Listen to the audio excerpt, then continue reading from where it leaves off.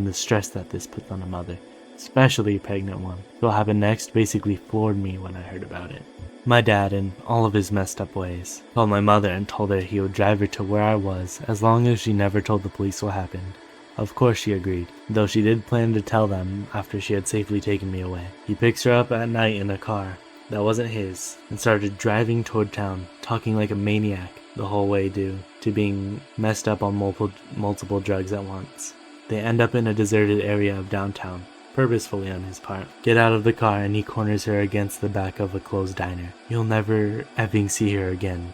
I'm going to effing kill you," he said, word for word, according to my mother, and he pulled a knife. Now, my mom is not a large woman, and she was pregnant at the time, so even an idiot would assume my father could overpower her. He didn't need any weapon, right? Wrong. She beat the poop out of him in a pitch-dark alleyway at midnight. A straight-up beatdown by a tiny pregnant woman to a dang Sasquatch of a man. It's the coolest thing I've ever heard of, personally. She left him unconscious and hitchhiked back to her house with an old bar friend she knew, calling every friend and every family member of his she knew to find me. Eventually, prior mentioned alcoholic aunt answered and gave up my whereabouts, and my mom got me back. Luckily, the stress didn't endanger her pregnancy, and a few months later, my younger brother came along. My dad did not mess with my mom like that again, though unfortunately, still did make her life a living hell in other ways for 16 years following my kidnapping. Luckily, or unluckily, I haven't quite figured it out yet. My father died this past May. He took himself out by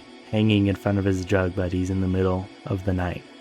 Luckily, because my mother does not have to deal with any more craziness from him, what I've mentioned here doesn't even begin to cover it.